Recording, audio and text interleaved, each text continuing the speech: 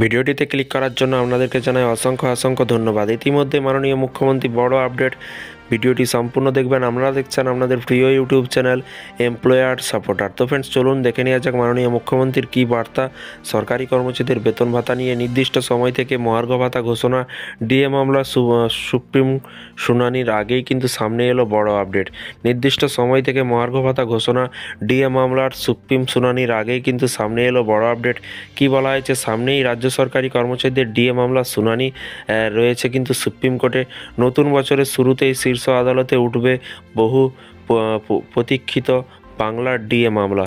সকলের নজর এখন 7 তারিখের দিকেই। এরই মাঝে কিন্তু বড় মন্তব্য করলেন confederation of state government employees সাধারণ সম্পাদক মলয় মুখোপাধ্যায়। তিনি বলেন, এক শ্রেণীর কর্মচারী বলে কিন্তু বাড়াচ্ছেন সরকার, কিছুতেই ডিএ দেবে না বলে আইন আদালত এবং সংবিধান যদি থেকে থাকে সরকারের ডিএ দিতেই হবে। লক্ষ্য করলে দেখবেন যে মূল্যসূচক মেনে কেন্দ্রীয় সরকার যে হারে এবং যে নির্দিষ্ট সময় থেকে কিন্তু মহার্ঘ ভাতা ঘোষণা করে থাকেন, সাধারণত রাজ্যগুলির সেই পথ অনুসরণ করে থাকেন। বিগত বেতন কমিশনগুলির কিন্তু সুপারিশ তো উল্লেখ আছে। এর পাশাপাশি একেবারে ষষ্ঠ বেতন কমিশনের রিপোর্টে তার কিন্তু উল্লেখ আছে, কিন্তু সরকার সেই রিপোর্ট কিছুতেই প্রকাশ করছে না এবং বিস্তর সূত্র মারফত আমরা তা কিন্তু জানতেও পারিনি। ফলে আজও কিন্তু মাননীয়ার ইচ্ছার উপর কিন্তু ডিএ নির্ভর করছে, কিন্তু তা তো হওয়ার কথা ছিল না। কারণ 2011 সালে তৃণমূলের নির্বাচনী ইস্তাহারে কিন্তু বলা ছিল যে ক্ষমতায় এলে সরকারি কর্মচারীদের দীর্ঘদিন ধরে কিন্তু সহ্য করা বাম বঞ্চনার আশু সমাধান করা হবে বললেন কিন্তু মলয় মুখোপাধ্যায়।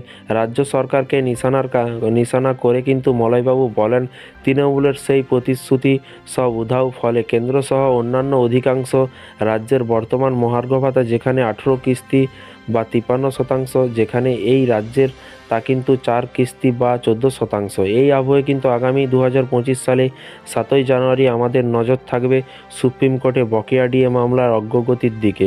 প্রসঙ্গত, সুপ্রিম কোর্টে এখন পশ্চিমবঙ্গের যে ডিএ মামলা চলছে সেটা কিন্তু পঞ্চম বেতন কমিশনের আওতায় বকেয়া থাকা মহার্ঘ ভাতা সংক্রান্ত। বর্তমানে ষষ্ঠ পে কমিশনের আওতায় 14% হারে মহার্ঘ ভাতা পাচ্ছেন সরকারি কর্মচারীরা। 2022 সালে 20 মে কিন্তু ডিএ মামলা হাইকোর্টে কিন্তু উঠলে আদালতের নির্দেশ ছিল 3 মাসের মধ্যে রাজ্য সরকারি কর্মচারীদের বকেয়া ডিএ মিটিয়ে দিতে হবে। তবে কিন্তু সেবার জয় পেলেও কিন্তু মেলেনি বকেয়া, এবং এখানে বলা হয়েছে হাইকোর্টে ডিএ রায়কে কিন্তু চ্যালেঞ্জ জানিয়ে রিভিউ পিটিশন দাখিল করেছিল রাজ্য সরকার, যদিও কিন্তু তা খারিজ হয়ে যায়। এরই মাঝে 3টি রাজ্য সরকারি কর্মচারী সংগঠনের রাজ্যের বিরুদ্ধে আদালত অবমাননার মামলা দায়ের করে। সেই মামলার মধ্যেই পাল্টা সুপ্রিম কোর্টে যায় রাজ্য। সেই 2022 সালে নভেম্বর থেকেই সুপ্রিম কোর্টে ডিএ মামলা চলছে। বর্তমানে 2024 সালে হাইকোর্টে ডিএ মামলাটি জয় পেয়েছিল। গত 2022 সালে কিন্তু 20 মে হাইকোর্টে নির্দেশ দিয়েছিল যে 3 মাসের মধ্যে রাজ্য সরকারি কর্মচারীদের বকেয়া ডিএ মিটিয়ে দিতে হবে। এরপরেই রাজ্য সরকারের স্পেশাল লিভ পিটিশন দায়ের করে। সেই পরিপ্রেক্ষিতে মামলা কিন্তু শুরু হয়। তারপর থেকে আরও একাধিক সুপ্রিম কোর্টের ডিএ মামলা আদালতে উঠলেও বারে কিন্তু শুনানি পিছিয়ে গিয়েছে। তো ফ্রেন্ডস, বিষয়টি বুঝতে পারছেন।